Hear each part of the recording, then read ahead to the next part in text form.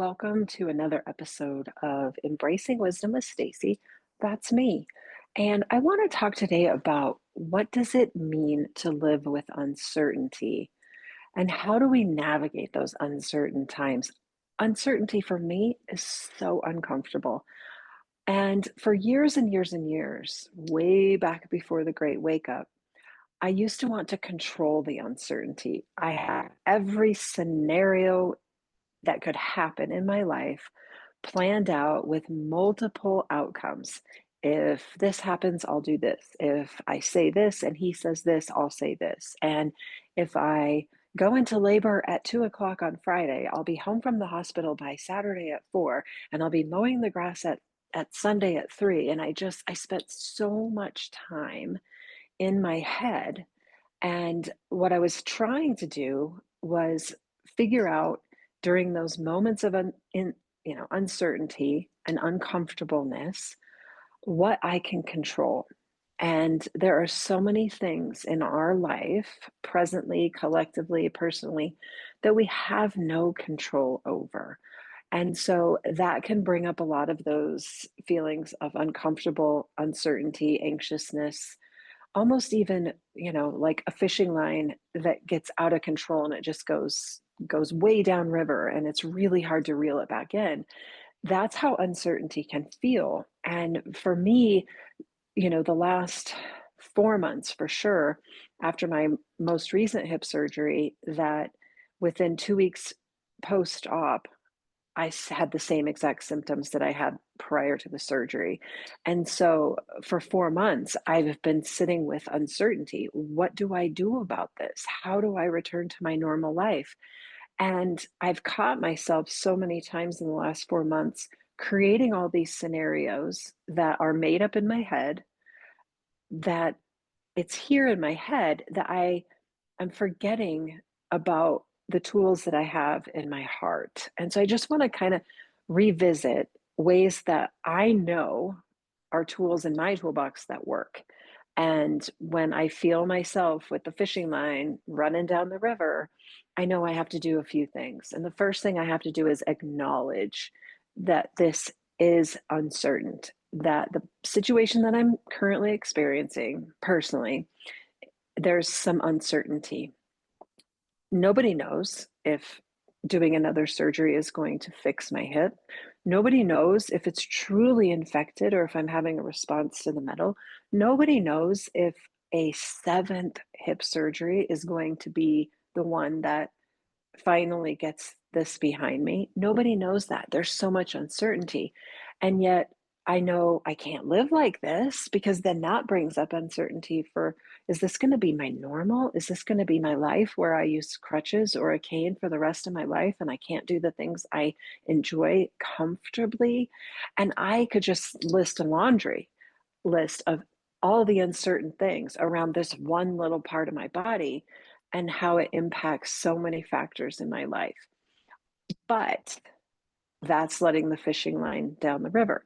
So acknowledging, yes, this brings up uncertainty, and just owning it and not trying to minimize it, not trying to maximize it, because there's many worse things in life than a bad hip. And so acknowledging that this is hard is one of the first ways that the first tool I pull out of my toolbox is just to acknowledge this is really hard and there is uncertainty and I cannot control the outcome. I can do my best. I can respond to the situation in my best, but I cannot control the future. I cannot control the outcome, but I can acknowledge what's happening and that it is uncomfortable.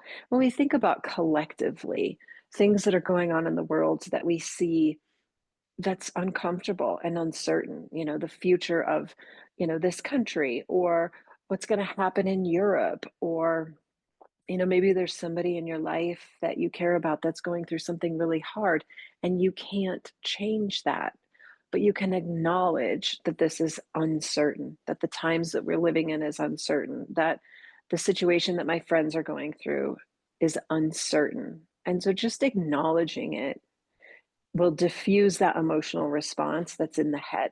And it allows us to sink back into our heart where just saying out loud, this is a really hard thing that I'm going through, acknowledges the uncertainty and it diffuses all the what ifs. It just brings you into, yes, this is hard. So that's my first tool that I feel is really important. I think so many people want to deny, and I've been there, deny the emotional stuff and deny the challenge. It's not that bad. I'm fine. I'm fine. I've really learned over the last year plus when somebody says, how are you doing? I don't say fine. I acknowledge what's truthful. I acknowledge what's real. And usually my response is, I'm okay because I am okay. I'm not great. I'm not doing fabulous and I'm not miserable. I am okay. And that's another acknowledgement that is certain. The certainty of truth, right? That's what we need to think about, the certainty of truth when we acknowledge. So that's the first tool. The second tool I love to use is grounding myself in the present moment. Stopping the train from going down the tracks or the fishing line unreeling from my reel, I put myself in the present moment. Present moment today. It's beautiful. The sky is blue. I have plenty to eat. My hip feels pretty good today. I'm in control of my thoughts. I'm in control of my actions. I can set a plan for my week. We talk about that in my daily routines all the time. And that's another tool is having routines and rituals. But grounding in the present moment, if you find yourself with the fishing line running down the river, or you're jumping on a train to uncertainty, what if, what if, what if, what if, what if you stop and pull yourself, step outside, use your five senses to pull yourself into the present moment. What do you see right now? What do you hear? What do you taste? What do you touch? What do you smell right now? Not in the future, but right now. So grounding in the present moment by using your five senses, so important. Another tool that I talk about all the time, just had a podcast on it, is daily routines. What is a daily routine? Getting up in the morning and having a ritual of sorts, and whatever that ritual is. For you, it might be brewing a cup of tea and putting the news on. That might be your ritual. There's no wrong or right way. My ritual is to have coffee, to tune into my senses, to do some affirmations, meditations, plan my day, set an intention, make a to do list, use my sticky notes. Those are rituals that keep me in the present moment. And they are rituals that are the counter of uncertainty, right? When I'm certain that I am in control of my actions for today, regardless of what shows up, I know that these are the things I'm going to get done. When I can create certainty through my rituals, it makes the uncertainty feel much less and scary. And then I believe that one of the tools that I have really learned this time around is to trust the process and to be patient and to know that things are unfolding as they should, and that I am only in control of my response or reactions to the uncertainty. I have to trust the process. I have to trust my physicians. I have to trust the labs that are doing the testing. I have to trust the communication between my medical team. I have to trust that everything is unfolding as it should and not try to grab so tight of the steering wheel that I'm clenching in this uncertainty and creating a ton of tension in my body. I just want to trust the process, ride the wave, as we say, just ride that wave. And it's really hard to do, right? It's really, really hard to do, is to simply trust the process. And I think that learning to sink into the heart space is where we really find that trust. And then one of the last tools that I've really learned to do over really the last 20 years as life has unfolded is to show up in my best self every day. And I do that by living in my heart. If I find myself in my head and the worries just start to clutter and fill up the space in my head, I know I'm not doing good for the people around me. I'm not showing up for myself or my family or my friends or my students or even the energetic output that I'm giving to the world. If I'm looking through the lens of negativity and always seeing worst case scenarios, all I'm doing is creating that. And I do believe that our thoughts and our words and our actions for sure need to match the outcome that we hope for. It doesn't mean that, we're going to change horrible situations that people are going through with their health, but the way that we approach it can be helpful to those going through it. And just knowing that our vibrational frequency, if you will, is in a place of hope and optimism. If we are too much in our head, we are going to be inundated with negative thoughts, with doubts, with fears, insecurities, uncertainties. We're going to have all the worst case scenarios already made up.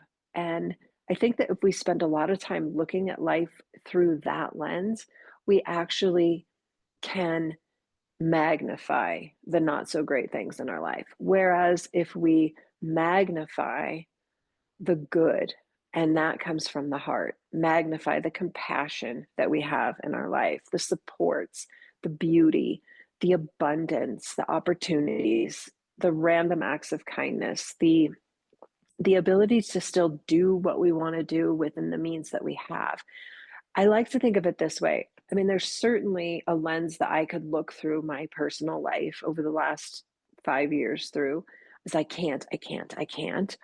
Or I can put on a different lens and see I can.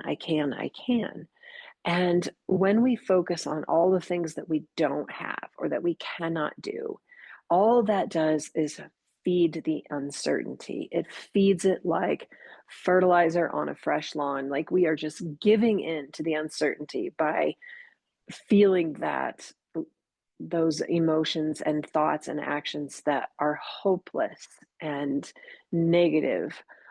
However, if we spend a lot of time grounding in the present moment, letting go of the need to control an outcome and just being trusting of the process, knowing that the good that I am and the good that's available in the world will match. I may not understand why this is happening. I don't need to understand why. I simply need to be my best self through the process. And if I can be that little tiny, you know, little tiny microcosm in the bigger world, right? Of being present and being grounded and being hopeful and trusting the process and leaning into my heart instead of my head, then that just might feed the next person that's going through uncertainty and shine a little light for them to dip into their heart rather than their head. And then that creates that ripple effect we talk about all the time. So we are all going to experience uncertainty. And most of the people in my life are in the tidal waves of uncertainty. We're in it, we're living in it, whether that's collectively as a nation or a world or personally, each of us has our uncertainty. And I think that the more that we can stay present, the more that we can acknowledge, yes, this is really hard. I'm going to ground myself in the present moment by tuning into what's happening right now. I'm going to dip into my heart. I'm going to have a ritual that keeps me settled and grounded. I'm going to learn to trust the process and I'm going to live from my heart, not my head. I think collectively we support each other, whether we know it or not. Because if you're committed to living your best self and you're committed to letting go of an outcome that you want to control, and instead you have a trusting to the process, that is going to collectively shift the energy of everything, I believe. And I heard something last week that just keeps coming into my head. And it was essentially this, that if you are not fully committed, if you are not fully committed to living your best life, then you are part of the problem. And so I do have uncertainty. And I'm committed in the uncertainty to living my best life. And people have said to me many, many times over the last year, the grace in which you show up every day. I am intentional about that because I certainly have a choice every single day. And the choice is I can sit and mope and complain and doubt and feel negative and want to sue my surgeon and go down that road. Or I can embrace the uncertainty, trust the process, show up as my best self, live in gratitude, live in my heart, get out of my head. And that's grace. And so, acknowledging that we're in uncertain times, whether it's personal or collectively, and then trusting the process to unfold in a divine way, and then being fully committed to being your best self. That's how we're going to get there. All right, that's what I got for you today. Those are my thoughts of the week. So, acknowledge it, own it, let go of the steering wheel, trust the process, be grateful, live in your heart, reel in your fishing line, get off the train, and have a great week. I'll see you soon. Bye.